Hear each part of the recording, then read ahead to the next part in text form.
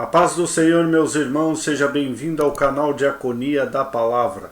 Eu sou o presbítero Renato Pletz.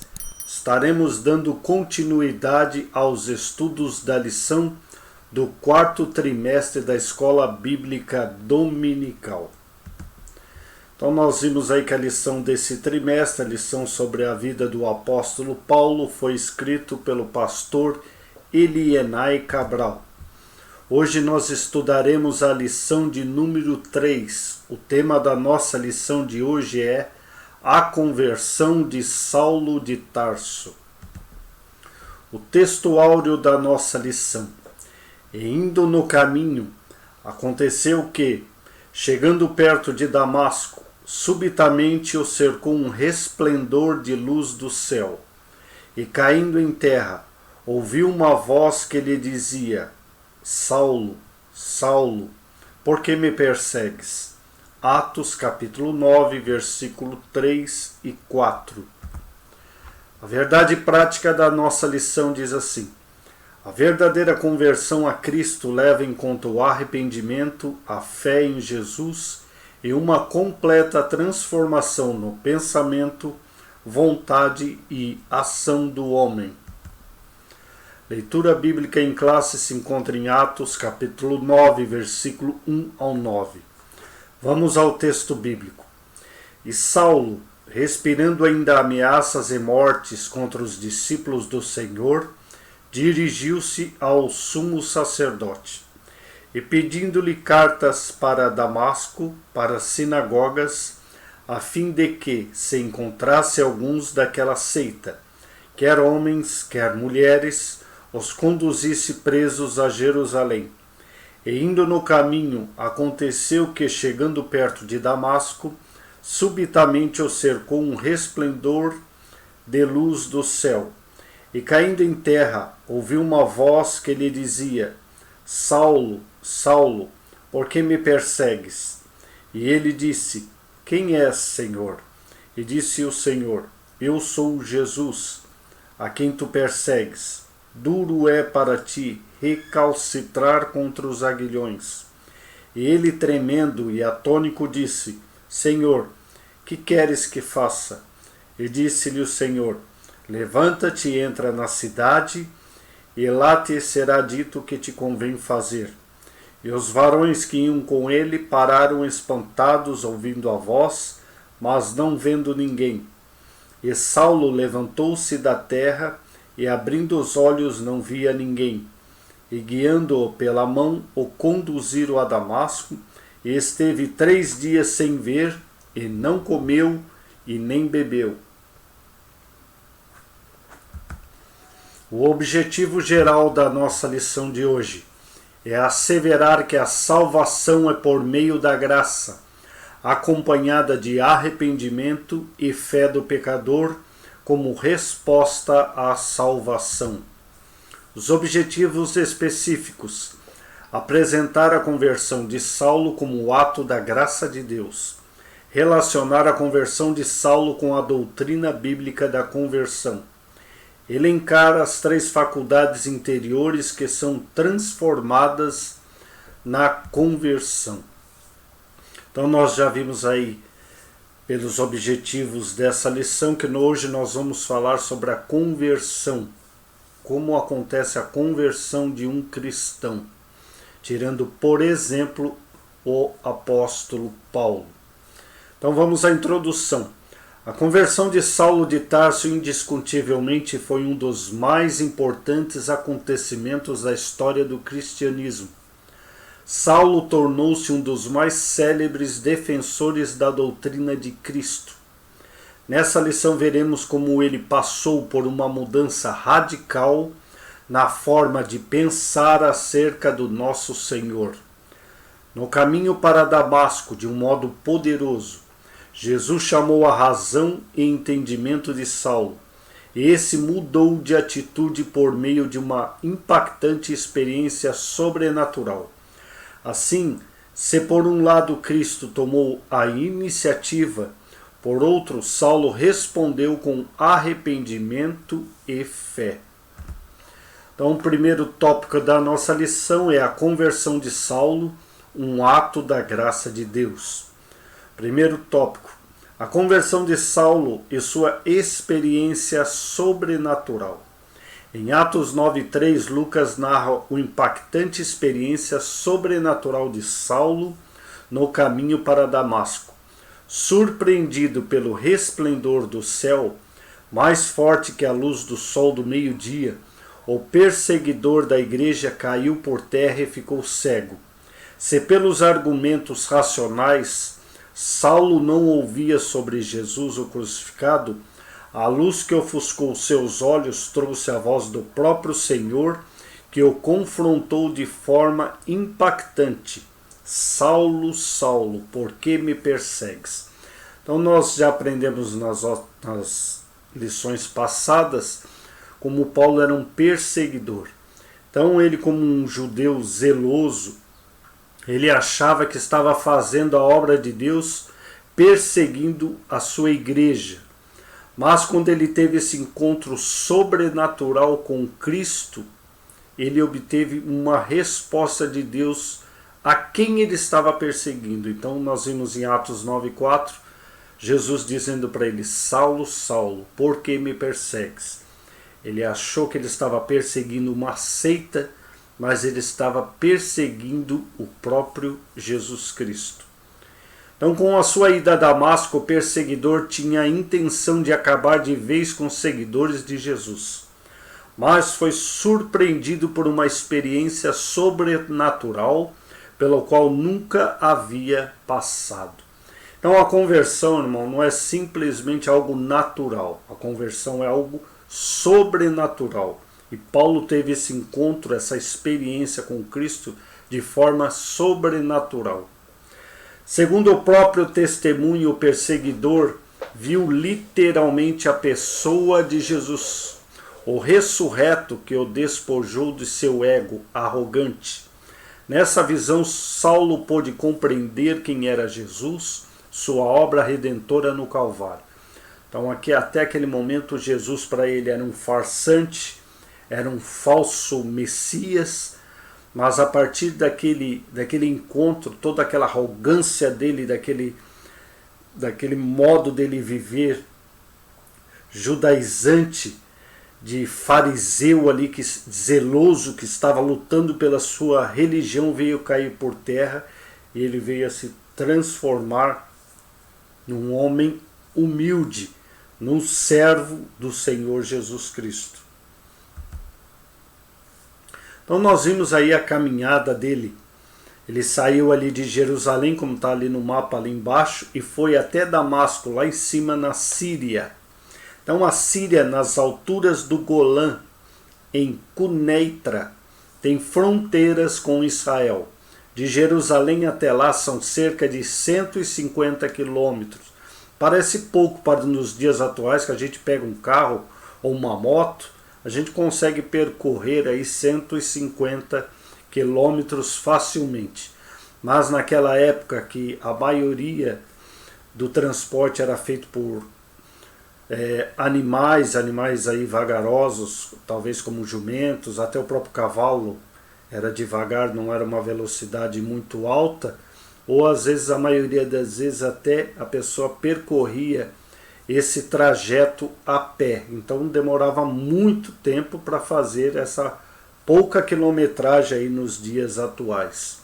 Então Paulo, por exemplo, percorreu a estrada que vai de Jerusalém até Damasco, atual capital da Síria. Atos dos Apóstolos 9, capítulo 9. Nesse caso são cerca de 200 quilômetros. Cara, aqui no mapa a gente vê uma linha reta. Numa linha reta dá 150 quilômetros. Mas usando as estradas da época, provavelmente chegava aí a 200 quilômetros. Então aumentava mais ainda a quilometragem. Então, caminhando 30 quilômetros por dia, uma pessoa levaria praticamente uma semana para percorrer essa estrada. Então a gente vê o ódio, né? O intuito de Paulo, o ódio aos cristãos, que ele ali se desgastava para chegar aonde os cristãos estavam. Então a gente vê que os cristãos aí foram espalhados na época, já estavam ali a 150 quilômetros de distância, já tinham cristãos ali pregando o evangelho, porque Deus não queria que eles ficassem só em Jerusalém. Então mandou a perseguição, e através do próprio Paulo, os cristãos foram se espalhando pelo mundo antigo. Então Paulo ali com aquele ódio tremendo ali, ele não se importou que era longe, mas quando ele obteve informações que em Damasco ali tinha algumas pessoas, alguns cristãos ali, ele fez de tudo para chegar lá e não viu dificuldades nesse trajeto. Então, o primeiro tópico ainda, a conversão de Saulo, um ato da graça de Deus, o tópico 2 agora, a iniciativa de Jesus para transformar a mente de Paulo. O impacto da visão resplandecente no caminho para Damasco tomou Saulo de surpresa. Sob o efeito do sucesso em Jerusalém contra os seguidores de Jesus, imbuído de uma coragem irracional e bem relacionado com a casta sacerdotal, Saulo havia pedido carta branca das autoridades religiosas de Jerusalém para perseguir os seguidores de Jesus, com o mesmo rigor em Damasco. Entretanto, dada a dureza do coração de Saulo, o Senhor tomou a iniciativa de sacudir a sua estrutura física, psicológica e espiritual, agindo pessoalmente na sua direção. Então, como nós aprendemos nas lições anteriores, não era fácil para Jesus mandar alguém pregar o evangelho a Saulo. Era como eu já disse aqui, pregar para o próprio Hitler, um comunista hoje, um ditador. Mas o próprio Jesus apareceu a Paulo e pregou o evangelho para ele, e ele veio se converter. Com aquela aparição dele, as poucas palavras que ele teve com ele, já sacudiu, como diz ali a lição, os alicerces de Paulo, e ele veio a reconhecer que Jesus não era um farsante, que Jesus tinha ressuscitado verdadeiramente, como os discípulos tinham dito, que não era uma mentira e que ele estava vivo e ele verdadeiramente era o Messias. Então, quando a gente vê hoje muitas pessoas ainda falando mal de Jesus, que Jesus não é o Messias, tudo eles estão como Paulo, cegos espiritualmente.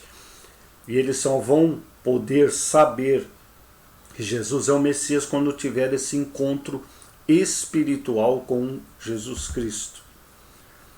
Então, tópico 3. A graça salvadora se manifestou a Saulo. Então, na carta aos Efésios, capítulo 2, versículo 8, ele diz: pela graça sois salvos por meio da fé. Isso não vem de vós, é um dom de Deus. Então, a salvação é um dom de Deus. A gente não pode comprar. Ela é de graça, mas ela custou um alto preço. Então, ela é uma graça, mas como eu disse aqui, ela não é de graça. Ela custou um alto preço, a vida do nosso Senhor Jesus Cristo, que foi oferecido em sacrifício por todos nós. Então ninguém pode comprar. Você pode ser um bilionário, um trilionário, mas você não pode comprar a salvação. A salvação é pela graça e a gente só recebe ela quando nós aceitamos a Jesus Cristo como nosso Salvador. Então, na Epístola a Título diz também: porque a graça de Deus se há manifestado, trazendo salvação a todos os homens, todos, não somente aos eleitos, como alguns dizem, mas a todos, todos aqueles que, tocados por Jesus Cristo, reconhecem que são pecadores e aceitam Ele como Salvador. Todos os homens podem ser salvos. Logo, o ponto de partida da experiência de salvação de todos os homens é a graça de Deus. Então aí nós vemos que essa graça maravilhosa alcançou aí o apóstolo Paulo. Essa graça é o favor imerecido de Deus, em que sua justiça é satisfeita na morte expiatória de Jesus. Aqui o mérito todo é de Cristo. Aos Romanos ele escreve: porque todos pecaram e destituídos estão da glória de Deus. Todos pecaram. Como a salvação é para todos, também a Bíblia diz que todos pecaram. Ah, mas eu sou santo, eu não faço isso, eu não fumo, eu não bebo, eu vou ser salvo. Não. Você é um pecador, né? Você acha que não é um pecador, porque você ainda está cego. Mas quando você tem um encontro com Cristo, Deus vai revelar para ti o quanto de erro você faz. E você merece, você precisa dessa salvação. Então aos Romanos ele escreve: porque todos pecaram e destituídos estão da glória de Deus, sendo justificados gratuitamente pela graça, pela redenção que há em Cristo Jesus. Romanos 3, 23 ao 24. Ou seja, a graça é o favor outorgado por Deus aos pecadores que estão debaixo da sua ira. Então todos nós merecemos o juízo, merecemos o inferno, mas pela graça de Deus nós podemos ser salvos da ira futura. Evidentemente, a conversão de Saulo foi mais do que um convencimento intelectual sobre Jesus. Ela foi fruto da obra regeneradora do Espírito Santo em sua vida, levando a confessar que Jesus era o Senhor e Salvador da sua vida. Então não era um convencimento, nós não estamos falando de convencer.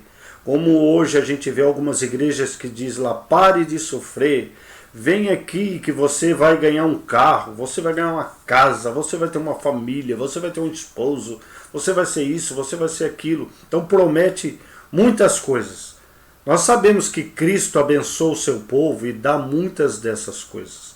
Mas o pare de sofrer é uma mentira, porque a Bíblia diz: no mundo tereis aflições, mas tende bom ânimo, porque Jesus venceu o mundo. E se a gente acompanhar a palavra, nós também vamos vencer esse mundo. Mas todo cristão, eu passo por aflições, você passa, se ainda não passou, vai passar, porque é uma forma também de nós sermos provados. Então nós vamos ser afligidos. A gente vê a história de Paulo, ele também foi muito afligido por ser um perseguidor da igreja. Aí mesmo que ele foi afligido, aí mesmo que Deus mostrou como era difícil você perseguir a igreja, que também ele seria perseguido por causa disso, quando ele seria transformado. Então não foi alguém que foi lá, alguém pegou um livrinho: ó, vem para a nossa igreja, porque a nossa igreja é assim, assim, assim. Aí você convence a pessoa, aí a pessoa vai lá, vira um religioso, vira um judeu, vira um cristão, vira um budista, ou de qualquer outro tipo de igreja. Ele foi convencido ali por alguém, né, uma palavra ali, de ir para a religião dele, mas não é convertido. Por quê? Porque ele vai continuar fazendo aquelas coisas erradas, porque ele não se converteu a Cristo. Ele não vai ter uma mudança de vida, ele não vai confessar a Jesus como Senhor e Salvador de sua vida. Ele vai ser simplesmente convencido. Então, a conversão começa com arrependimento. Então, tópico 2, Saulo e a doutrina bíblica da conversão. A conversão começa no arrependimento. Se não tiver arrependimento, não existe conversão. Então, a palavra arrepender-se no grego bíblico é metanoel, que significa pensar de maneira diferente, sentir remorso, uma disposição interior para mudar. Uma pessoa que se converte, ela sente tudo isso na sua alma, um arrependimento de tudo que ela fez de mal, de tudo que ela blasfemou, de todas as mentiras, de todos os pecados que ela fez. Ela sente um remorso, uma tristeza, né, de tudo que ela fez anteriormente. Então, no Novo Testamento, arrepender-se traz a ideia de tristeza pelos próprios pecados. Se você veio para a igreja, você talvez foi convencido a vir para a igreja, até uma igreja evangélica, e você não sente tristeza do pecado, continua pecando nos mesmos pecados que fazia anteriormente, você ainda não passou pela conversão. Você simplesmente foi convencido, está na igreja porque foi convencido. Agora, se você foi convertido pelo Espírito Santo, você começa a pegar nojo. Aquilo que você fazia, você não vai mais querer fazer, porque você vai querer agradar ao Deus Santo, ao Deus de Israel. É a mudança na mente. Então Deus trabalha na mente daquele pecador e ele começa a pensar de forma diferente. É a mudança na mente que induz a correção de caráter e de conduta moral. É a contrição do coração, o desejo de mudar de atitude quanto ao comportamento na vida cotidiana. Vamos abrir a Bíblia em Lucas capítulo 15, versículo 10. Lucas capítulo 15, versículo 10. Estou usando aqui a tradução da Bíblia King James. 15, versículo 10 diz assim: Assim eu vos digo que há alegria na presença dos anjos de Deus por um só pecador que se arrepende.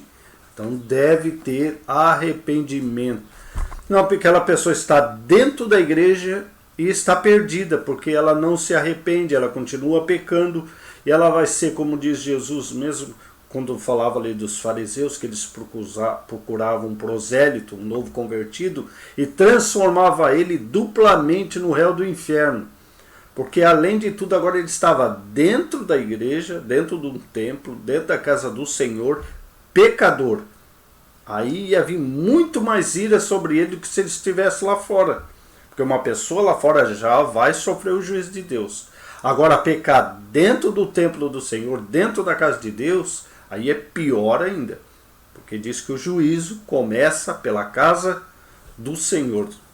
Então isso é uma obra do Espírito Santo. A gente quer pregar, muitos pregadores ficam ali, quem é que quer aceitar Jesus? Vem aqui, fica ali e fica implorando, vem aqui, porque senão vai acontecer uma coisa terrível na sua vida. É obra do Espírito Santo. A pessoa tem que pregar e deixar o Espírito Santo convencer aquela pessoa. Que aí ela vem para frente, ela se arrepende, ela se converte. Então tudo isso é obra do Espírito Santo. Vamos abrir em João capítulo 16. Evangelho de João capítulo 16, versículos 7 e 8. Bem conhecido da igreja. Mas porque eu vos disse essas coisas, a tristeza encheu o vosso coração. Todavia digo-vos a verdade, convém-vos que eu vá, porque se eu não for, o Consolador não virá a vós. Mas se eu for, eu vou-lo enviarei.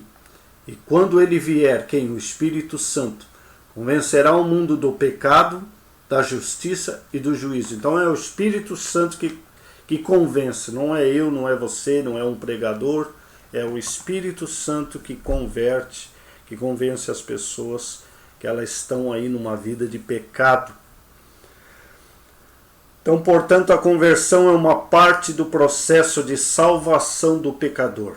Ela assinala o início do despojamento do velho homem, Efésios 4, 22, e aponta para o revestimento do novo homem. Vamos abrir em Efésios 4.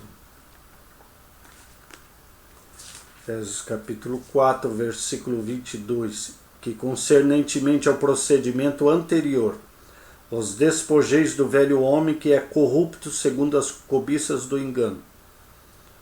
E o 24.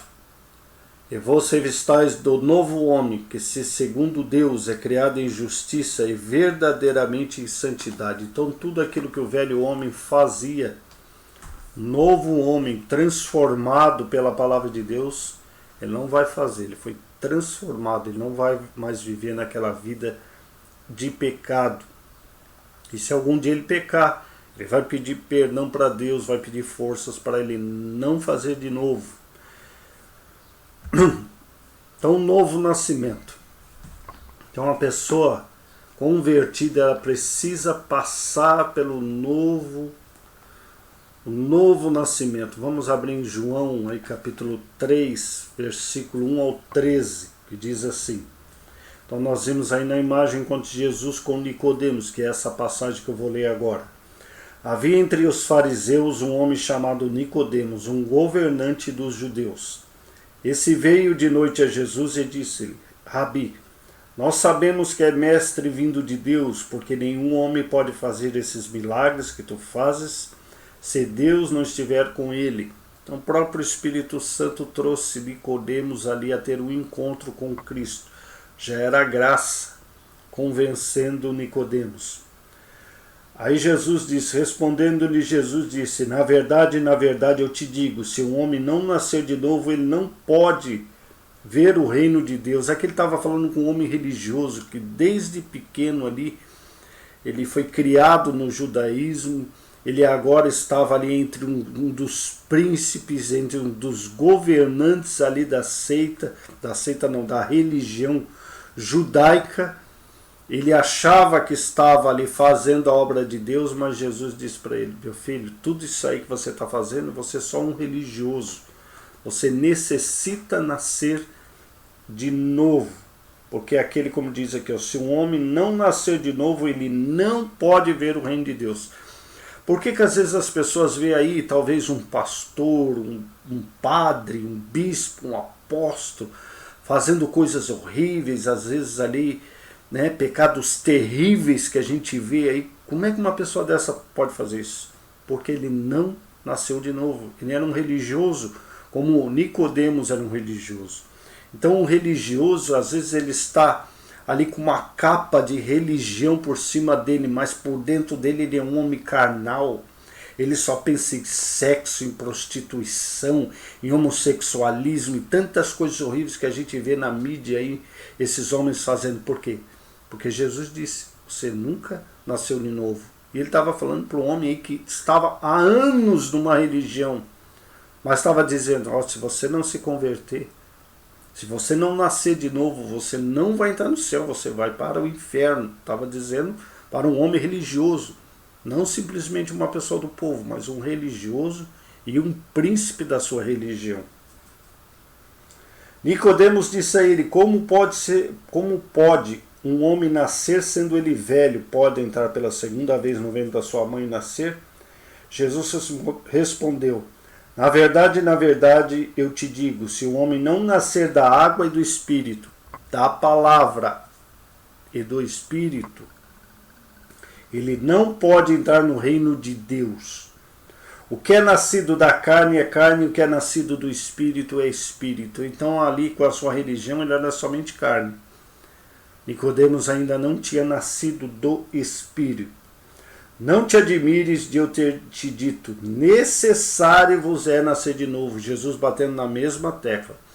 Nicodemos, tu tem que nascer de novo, senão você não vai entrar no reino de Deus. Aí ele começa a falar sobre o Espírito Santo. O vento, o Espírito sopra onde quer, e tu ouves o seu som, mas não sabe de onde vem, nem para onde vai. Assim é todo aquele que é nascido do Espírito. Então o Espírito, ele vai onde ele quiser. Ele é Deus e ele toca em quem ele quiser, e quem estiver ali com o seu coração aberto para receber a Jesus Cristo como Salvador. Nicodemos respondeu-lhe e disse, como pode ser essas coisas? Aí Jesus respondeu e disse, tu és mestre de Israel e não entendes essas coisas?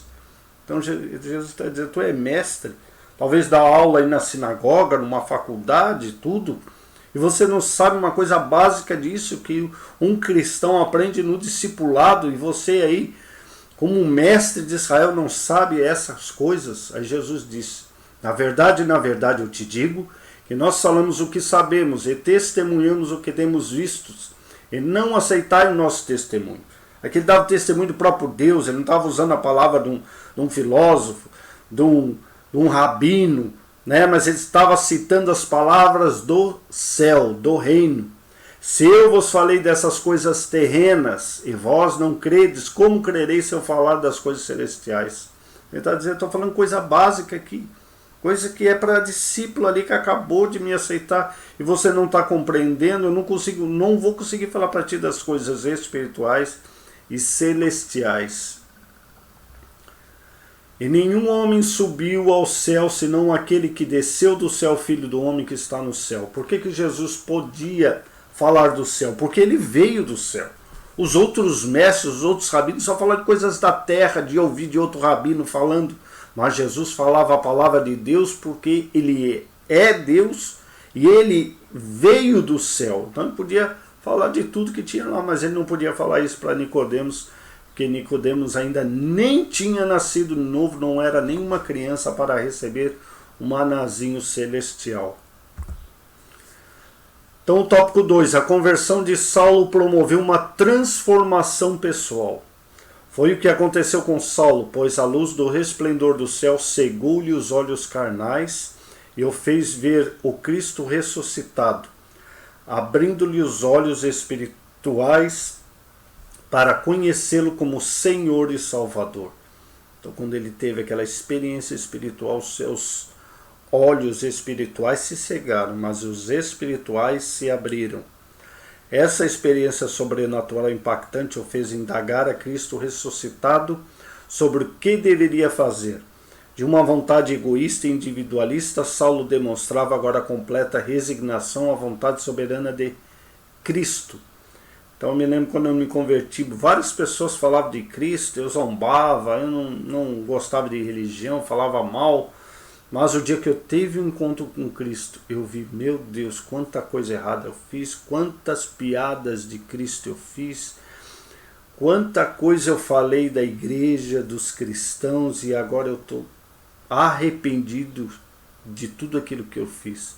Imagina Paulo, quantas pessoas foram presas, quantas pessoas foram obrigadas a blasfemar do nome de Cristo por causa dele. Quantas pessoas talvez até se desviaram, quantas pessoas ali, famílias foram separadas por causa de Paulo, pessoas talvez até mortas. Estevão ali morreu na frente dele, ele não fez nada para impedir. Então a consciência dele, o arrependimento de tudo que ele fez, e agora aquele que ele perseguia como um falso profeta, agora ele já estava chamando de Senhor. Então quando eu vejo uma pessoa falando mal de Cristo, falando mal da igreja, eu vejo ele é um cego espiritualmente. Mas essas pessoas que Deus gosta de tratar, Deus gosta de ter um encontro. Porque essas pessoas, quanto mais persegue, quando ele se converte, ele vira uma benção. Como Paulo virou uma benção. De perseguidor, agora ele virou um defensor da igreja. Então talvez essa pessoa que esteja hoje perseguindo a igreja, falando mal da igreja, essa pessoa, quando tiver um encontro com Cristo verdadeiramente, Deus vai usar agora para defender, como a gente vê aí na história, quantos ateus. Nós tivemos aí um caso mais recente de um dos maiores ateus, foi estudar a vida de Cristo para dizer que Jesus era uma fraude. E o que aconteceu? Ele se converteu e virou um dos maiores defensores. Então, quando eles começam a buscar ali a Cristo para acusá-lo de farsante, é aí que eles verdadeiramente se convertem. E viram uma bênção e viram aí um defensor da igreja de Cristo. Então, tópico 3. A conversão faz parte da doutrina bíblica da salvação. O choque da experiência sobrenatural do resplendor de luz sobre os seus olhos transformou a mente de Saulo, levando a reconhecer o Cristo que outrora tanto rejeitava, agora o fazia apóstolo. 1 Coríntios capítulo 15, versículo 8 ao 10. E por último de todos, ele também foi visto por mim, como alguém nascido fora do tempo devido. Porque eu sou o menor dos apóstolos, que não sou digno para ser chamado apóstolo, porque eu persegui a igreja de Deus. Mas pela graça de Deus sou o que sou. E a sua graça que foi concedida a mim não foi em vão. Mas eu trabalhei muito mais do que todos eles. Todavia, não eu, mas a graça de Deus que está comigo. Então, através da graça de Deus, ele foi transformado num apóstolo de Cristo. Talvez se alguém falasse, eu sabia que esse aí vai ser um cristão e um apóstolo de Cristo. Todo mundo ia duvidar, como alguns duvidaram que ele tinha se convertido. Muitas pessoas já sabem que ele estava fingindo para conseguir perseguir mais e mais a igreja. Então foi difícil para Paulo no começo, porque as pessoas não acreditavam nem na sua conversão, achavam que ele estava fazendo uma armadilha. Então, como vimos, a verdadeira conversão é a que nasce da tristeza para com o pecado e o reconhecimento de que o homem precisa dar meia volta para Deus. É uma mudança que tem raízes na obra regeneradora do Espírito Santo, efetuada na vida do pecador. Então é o Espírito Santo que toca na vida da pessoa para que ela venha se arrepender, em um arrependimento com tristeza. Como obra de Deus, a conversão é uma manifestação externa da regeneração, operada pelo Espírito no interior do homem, que implica mudança de pensamento, vontade e ação. Uma mudança que altera todo o curso da vida do pecador. Vamos abrir Efésios capítulo 4.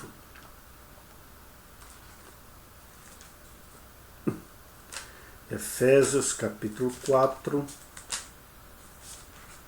versículo 25 ao 30. Por isso deixai a mentira, e falai a verdade cada um com o seu próximo, porque somos membros uns dos outros. Irai-vos e não pequeis, não se ponha o sol sobre a vossa ira, não deis lugar ao diabo. Aquele que furtava, não furte mais. Antes trabalhe, fazendo com suas mãos aquilo que é bom, para que tenha o que dar ao que tiver necessidade. Que nenhuma palavra imprópria proceda da vossa boca, mas aquilo que é bom para promover edificação, para que ministre graças aos que o ouvem. Não os entristeçais o Espírito Santo de Deus, na qual estáis selados para o dia da redenção. Então isso aqui é a vida de uma pessoa que se converteu a Cristo. Pessoa que só mentira, agora está dizendo a verdade. Pessoa que se ira, agora não está mais se irando. Mesmo se ele se ira, ele não peca, ele não agride a ninguém, ele não fala palavrão, como diz aqui, ele não dá lugar ao diabo. Aquele que furtava, agora ele não furta mais. Meu Deus, ele estava preso, tudo, agora diz que é crente, agora diz que é pastor, que é presbítero, agora diz que mudou de vida. Então, essa é a verdadeira conversão. Então, tudo aquilo que fazia de errado está apagado e agora ele é uma nova criatura. E que nenhuma palavra imprópria proceda da vossa boca. Agora não tem mais palavra de maldição, de palavrão, a linguagem dele mudou. Pessoal, meu Deus, ele falava tanto palavrão, tanta besteira, agora só fala de Deus, só glorifica a Deus, só abençoa a Deus, ora pelas pessoas, pelos seus inimigos. Então essa é verdadeiramente a vida do novo convertido. É o ato divino pelo qual Deus faz com que o pecador volte para ele em arrependimento e fé. Portanto, uma verdadeira conversão revela uma poderosa transformação na vida do convertido. Hoje que nós vimos na igreja é muitos convencidos, por isso que a igreja tem passado um sério problema. Mas o que acontece? Às vezes vem um juízo, uma perseguição para Deus peneirar, porque esses convencidos, foge da igreja. Na hora que vem a peste, como nós tivemos aí no mundo, cadê eles? Some tudo. De vez de mostrar sua fé, nós acreditamos que Deus possa mudar a nossa nação, possa curar a nossa nação, mas ele some. Muitas pessoas depois dessa peste que nós passamos aqui no mundo, saíram da igreja e não voltaram mais. Não eram convencidos. Mas quando vem a perseguição, foge. Mas aquele que verdadeiramente ele se converteu a Cristo, pode vir a prova, pode vir a luta, a perseguição, tanto na pobreza como na riqueza, ele vai estar fielmente servindo ao Senhor, porque ele é verdadeiramente um convertido. Então a palavra conversão, essa palavra significa literalmente fazer a volta ou mudar de direção. Se você tem carteira de motorista CNH, você já viu essa placa ali de conversão. É uma placa que está dizendo que você pode fazer a conversão, como essa placa aí, a conversão à esquerda, também pode ser a conversão à direita. Então, literalmente é fazer a volta ou mudar de direção. Então, tudo aquilo que você fazia, você ia para bailão, você ia para festa, você bebia, você fumava, agora você parou de fazer tudo isso.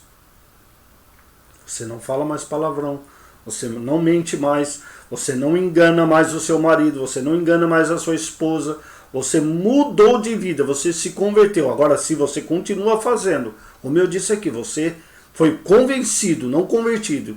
Aí o que acontece? Você vai continuar indo reto e indo para o inferno. Então Deus quer que você se converta desse mau caminho e volte para Deus. Aí você vai morar com Ele no reino de Deus. Agora, se você continuar nos maus caminhos, você vai rapidamente ir para o inferno, mesmo estando na igreja. Eu estou na igreja, eu estou salvo. Não é assim que funciona. Você só vai estar salvo se você for convertido. Parar de fazer as coisas erradas, não por vontade própria, mas o Espírito Santo te convencendo. Aí você tem força, porque senão você é igual um porco. Você pega o porco, dá um banho nele, bota perfume no porco, cria em casa, bota um lacinho, que coisa bonita é o porco. Você abriu a porta, ele vai passar pela porta, a primeira poça de lama que ele tiver, ele vai se jogar lá dentro, vai se sujar tudo novo. É o que acontece com um crente que é convencido. Ele vai lá, ele bota um terno, ele bota uma saia, pode deixar, né, algumas coisas ali toda tampada, pode virar até um islâmico só com a cabeça de fora, mas a hora que ele viu uma mulher, né, um homem, qualquer outro tipo de pecado que ele fazia anteriormente, ele vai se jogar de cabeça. Por quê? Porque ele não é convertido, ele só é convencido. Então o significado primário e espiritual denota uma revolução espiritual, uma revolução na vida dele. As pessoas vão ver a diferença na vida daquela pessoa. Ele era todo errado e olha como ele está andando. Ele mudou de vida, ele e a sua família mudou. Teve uma revolução. Agora, quando tu vê uma pessoa anos e anos na igreja e não tem mudança, é por quê? Porque não foi convertido. Continua numa vida errada, numa vida de pecado. Então essa mudança de coração, o pensamento relacionado ao arrependimento e à fé, que permite que alguém receba a graça de Deus para a salvação. Então só através da graça de Deus, que nos atrai para Ele, e depois nós, através do livre-arbítrio, nos arrepende, e nós temos fé para crer que Jesus é o nosso Salvador, aí sim nós recebemos a graça de Deus para a salvação. Então a conversão completa só pode ser conquistada com a ajuda do Espírito Santo.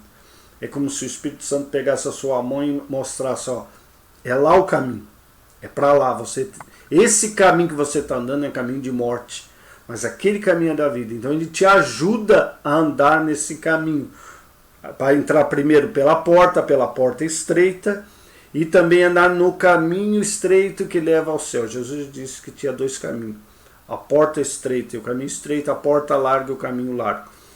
Se você está andando no caminho, entenda, irmão, se você está andando no caminho largo, entrasse na porta larga e está andando no caminho largo, você pode estar dentro da igreja que você está indo para a perdição.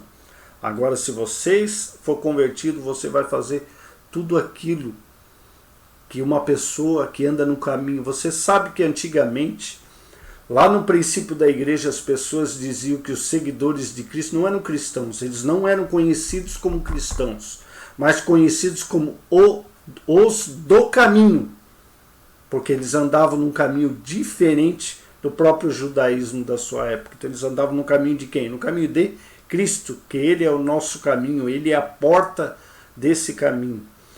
Então a conversão implica em um completo repúdio ao pecado, uma fiel rendição a Cristo como Senhor. Então, como eu disse aqui, a pessoa, aquilo que eu fazia, eu não faço mais, e eu começo a ter nojo daquilo lá. Aí eu me libertei das bebidas alcoólicas. Hoje eu tenho nojo, repúdio. Eu não posso não sentir nenhum cheiro daquilo ali, porque Deus me libertou e me transformou. Agora, se você vem para a igreja, continua com vontade de beber, continua com vontade de fumar, continua com vontade de fazer aqueles pecados, você tem que pedir a graça de Deus, se arrepender de tudo que você fez, para que o Espírito Santo trabalhe na sua vida e você tenha verdadeiramente um encontro com Cristo e nasça de novo. Então o tópico 3, as 3 faculdades interiores transformadas na conversão. Então nós vamos aprender que Deus trabalha nas nossas faculdades também. E a primeira faculdade é intelectual. Nesse campo da alma, o homem muda o seu modo de pensar e reconhece a sua condição de pecador. Até ali ele se achava bom. Eu tenho várias mulheres, eu bebo, fumo, eu sou bonzão. Mas quando ele se converte, ele vê que tudo aquilo que ele fazia era errado e entristecia o Espírito Santo. A Bíblia chama isso de conhecimento do pecado, conforme Romanos 3:20. Por isso, nenhuma carne será justificada diante dele, de Deus, pelas obras da lei, porque pela lei veio o conhecimento do pecado. Então a lei, a Torá, né, a Bíblia Sagrada, principalmente a lei, quando foi criada, ela mostrava 613 mandamentos. Aí ela ia dizer alguns mandamentos que não podia fazer: não matarás, não roubarás, e tantos outros não. Dizendo, se você fizer aquilo, você está pecando contra Deus. Então, quando Deus deu a lei a Moisés, ele estava mostrando isso. Que pelo conhecimento da lei, a gente ia saber que é o pecado. Então a lei de Moisés, como Jesus disse, a lei é boa, porque ela nos mostra o nosso pecado. Por que muitos até dentro da igreja não gostam de culto de ensino? Não gosta de escola dominical? Porque ali é ensinado a palavra de Deus. E a palavra de Deus vai confrontar ele do pecado, e ele não quer, ele gosta de culto de vitória. Ele gosta de vitória, porque lá é só mensagem, é só massagem, fica assim, Deus é contigo. Irmãos, se você está numa vida de pecado e você ouve uma mensagem que Deus está contigo, isso não é Deus, isso é o diabo dizendo para ti. Porque o diabo é que está agradando de você continuar fumando, bebendo, se prostituindo, mentindo. Isso aí é o diabo que está falando contigo, não é o Senhor. Agora, por que eles não gostam? Porque vão no culto, esse pastor aí só disse que eu tenho que mudar de vida, que eu tenho que largar do cigarro, da bebida, da prostituição. Eu prefiro outro culto de vitória. Eu gosto de pular, eu gosto de receber o Espírito Santo. Toma cuidado, hein? Toma cuidado, porque nós necessitamos da palavra de Deus todos os dias, nos alimentar da palavra de Deus, para que nós o quê?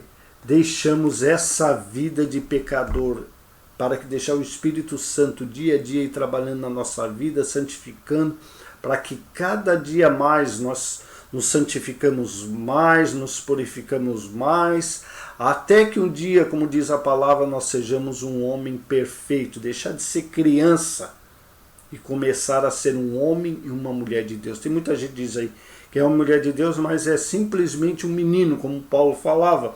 Eu era um menino, né? Eu era um menino, fazia coisa de menino, de criança, agora eu sou um homem perfeito. Tem gente que quer viver a vida toda como menino, né? Só quer mamadeira, só quer chupetinha, mas Deus quer comida para ti, para que você cresça espiritualmente.